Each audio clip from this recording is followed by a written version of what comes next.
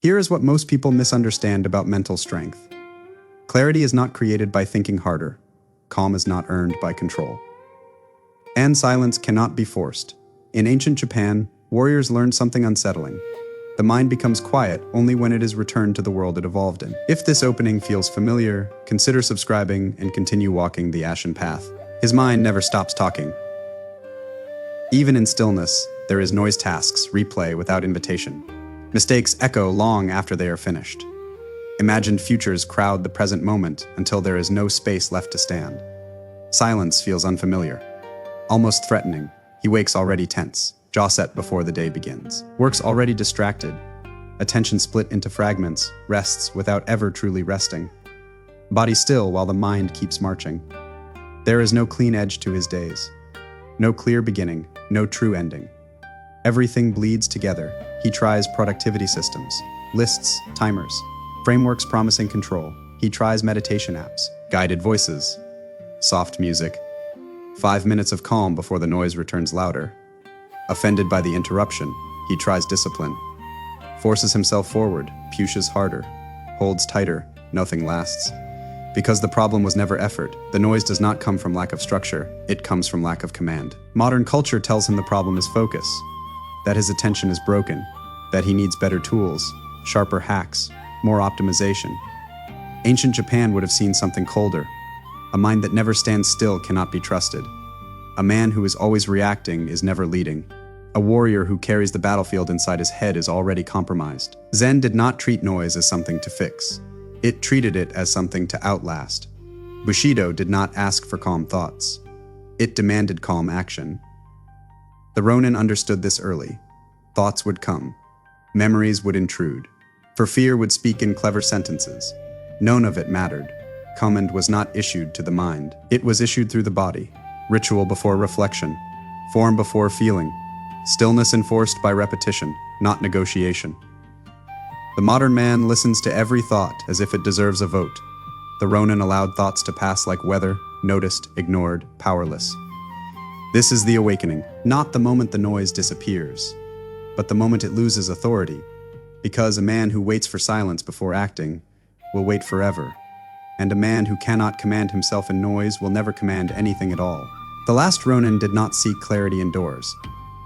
He left, not as retreat, as correction. Japan understood something the modern world forgot. The mind does not float above reality, it absorbs it. Walls compress thought, ceilings trap it, screens fracture it into restless shards. What surrounds you enters you, they called the practice Shinrin-Yoku, forest bathing, not exercise, not productivity, not escape. Immersion, warriors walked beneath trees before battle, not to relax, but to remember scale. To feel how small the self becomes, when bark, wind, and shadow refuse to acknowledge it. Monks built temples where silence was enforced by geography, stone cooled urgency, water erased hurry, mist softened identity until thought lost its edge. The forest did not care about ambition. It did not respond to anxiety. It did not negotiate with ego. And that was the point. Modern culture traps men inside boxes and tells them to fix their minds inside those boxes. Optimize focus, control thoughts, force calm. Ancient Japan would have seen the mistake immediately. You cannot dominate the mind while feeding it chaos. Calm was never a mental achievement. It was a consequence of alignment. In Japan, calm was ecological. The Ronin did not argue with his thoughts. He outgrew them. Under the canopy, thought slowed without effort. Breath deepened without instruction. Attention returned to what was immediate, foot on soil, air in lungs, weight of the body. Zen called this emptiness. Not absence, but relief from excess. Bushido recognized the result. A man who regains stillness without force is a man fit to act without hesitation. The forest did not motivate the Ronin, it stripped him. Of urgency that was not real. Of noise that did not belong to him. Of identity swollen beyond its use. He returned quieter, not softer, clearer. The modern man seeks clarity by thinking harder. The Ronin stepped into places where thinking could not survive. And when the noise fell away, what remained was not peace, it was readiness. Your nervous system is under constant assault, not dramatically, relentlessly. Screens flicker without rhythm. Alerts puncture silence before it forms. Artificial light erases dawn and dusk until the body forgets when to stand down. Abstraction replaces contact. Symbols replace substance. The senses reach outward and find nothing solid to land on. So the body stays alert, heart slightly elevated. Breath shallow, muscles holding tension with no outlet. Biology reacts. As if danger never ends, you call it stress, fatigue, burnout. Ancient Japan recognized it as something more precise. Zen understood this centuries ago. The mind becomes noisy when the senses are starved of reality. When sight never rests on distance. When hearing never settles into silence. When the body never feels grounded weight, thoughts multiply to compensate. Bushido understood the consequence.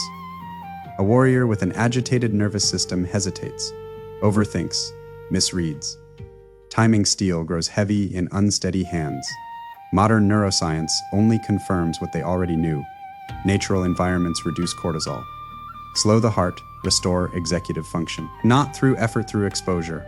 Mental noise is not a moral failure. It is a sensory imbalance. And imbalance has a cost. The modern man tries to think his way out. Breathwork, affirmations. Mental discipline layered on top of overstimulation. The Ronin removed the stimulus instead. He did not shame the nervous system, he respected it. Long walks without destination, stillness without input, silence long enough to feel uncomfortable. The forest did not calm him gently, it overwhelmed the noise with something older wind that could not be optimized, birdsong that could not be paused, darkness that arrived without permission. The nervous system remembered what safety felt like before language tried to define it. Zen called this returning to the source. Bushido called it restoring readiness. Different lenses. Sami truth. A man cannot choose decisively while his body believes it is under siege. Until the senses are fed reality, the mind will continue to scream, and no amount of willpower will silence an alarm that was never meant to be ignored. Shinrin-Yoku demands something deceptively simple. You stop managing your thoughts and return the body to its original teacher. This is not retreat, it is correction. The Ronin did not analyze his stress. He did not label symptoms or negotiate relief. He walked until the noise lost its footing. Steps without destination, breath sinking to terrain, eyes adjusting to depth instead of distance. He listened without naming, observed without interpreting, allowed sensation to arrive, and pass without interference. No mantra, no goal, no improvement plan. The body remembered first. Muscles released what vigilance had been gripping. Breath deepened without instruction. Time stretched, unmeasured. The modern mind resists this immediately. It wants techniques, metrics, evidence it can record and repeat.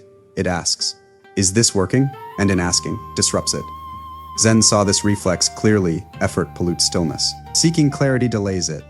Bushido demanded something harsher. A warrior does not require reassurance to stand ready. He restores readiness first, questions later. Stillness was not comfort, it was maintenance. In the forest, the Ronin did not feel special. He felt irrelevant. Trees did not acknowledge him. Wind did not respond. The world did not adjust its pace. And that was the point. Ego loosened its grip when no audience remained. Identity thinned when comparison vanished. The body recalibrated without permission. Steel does not argue with gravity. Water does not ask if it is flowing correctly. You do not silence the mind. You remove its reason to shout, you place it where it no longer needs to perform, defend, or explain itself. This path offers no motivation, no praise, no guarantee, only return. And return is enough. A man who refuses this simplicity chooses noise over command, not because he cannot find silence, but because he is unwilling to step where his excuses dissolve. Water settles when untouched. Fire burns steady when fed correctly. Steel cools when removed from chaos. The Ronin returned to nature regularly, not occasionally, not as escape. As discipline, short walks, bare attention, no destination worth naming. He did not wait for overwhelm to force him outward. He left before the noise accumulated, before the edge dulled, before tension announced itself.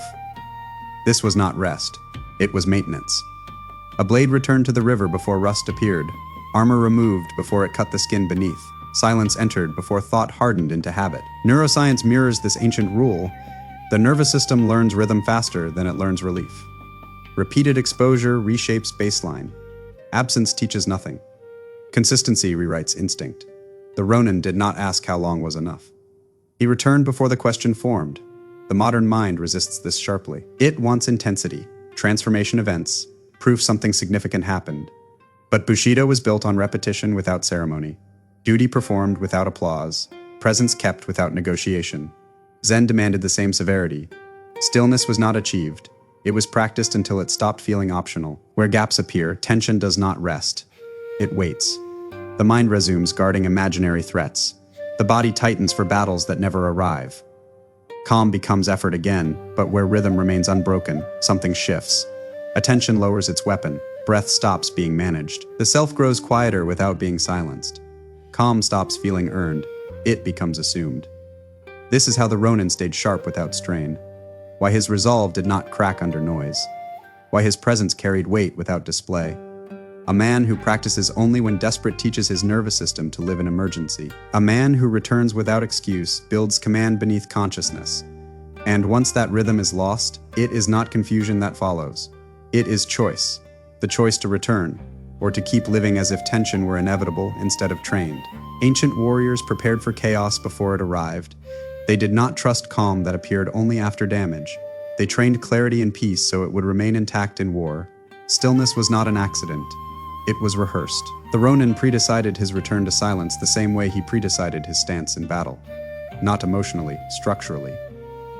When the mind grew crowded, he walked, not to escape thought, but to remove it from the center of command. When anger surfaced, he listened, not to indulge it, to hear what it demanded before it corrupted action. When pressure mounted, he withdrew briefly, not in retreat. In recalibration, then he returned sharpened, never softer, never scattered. This was duty applied inward. Bushido did not allow a warrior to gamble with his internal state. A blade dulled by neglect was dishonor.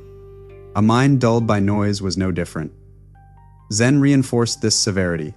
Stillness was non-negotiable, not because peace was sacred, but because interference was lethal. Modern life requires the same foresight, the same cold respect for consequence. You do not wait for burnout to demand mercy. You do not wait for anger to decide for you. You do not wait for exhaustion to seize control. You pre-decide your return when noise accumulates, when attention fractures, when identity tightens around stress. You step away before fracture becomes failure. Before tension writes the next move. This is not avoidance. Avoidance flees responsibility. This is maintenance. Maintenance preserves command. The man who waits until collapse outsources his fate to impulse. The man who restores before collapse keeps authority where it belongs. And once that authority is lost, no technique will return it. Only choice will, the choice to maintain. Or to keep pretending endurance is strength until silence is no longer available. Eventually, something changes. Not suddenly, not dramatically. Quietly, thoughts no longer collide. They pass like mist thinning between trees. Reactivity loses its grip. The pause arrives before the impulse. The body no longer braces for every moment as threat. Decisions feel clean, uncontested, final. You are no longer calm because you manage yourself well. You are calm because your system remembers what calm feels like. The memory lives deeper than thought. The nervous system recognizes the pattern. The breath settles without instruction. The shoulders drop without permission. This is not discipline, it is recall. Shinrin-Yoku was never about escape. It was about reordering the hierarchy. Stone speaks louder than screens. Wind overrides. Inner argument. Distance strips urgency of its authority. The Ronin did not seek peace. He restored alignment. In the forest, the self thins, identity loosens. Noise loses rank. Zen called this no mind, not emptiness. Absence of interference. Bushido demanded it. A warrior who cannot quiet himself, cannot be trusted with steel. The modern man thinks control comes from force, from gripping thought tighter, from wrestling the mind into silence. The Ronin knew better. He placed the mind where obedience emerged naturally, where the body relearned rhythm, where the senses reported truth without distortion, not domination, positioning. Once positioned correctly, the mind stops resisting command. Calm becomes default, focus becomes durable, presence stops collapsing under pressure. And the most unsettling shift appears. You no longer feel heroic. No inner speeches. No self. Congratulations. Just readiness. This is the transformation. Not a new personality. A recovered one. The last Ronin does not conquer his mind. He removes it from environments that taught it to rebel. And once obedience returns, it does not ask to be motivated. It moves silently, reliably, without negotiation. If this does not happen for you, it is not because it is impossible. It is because you have not yet chosen where your mind is allowed to live. If this philosophy resonates with you, subscribe for more lessons from the Last Ronin and the Path of Japan, Bushido, and Zen. Noise is not defeated by force. It disappears when you return to what you were always meant to hear.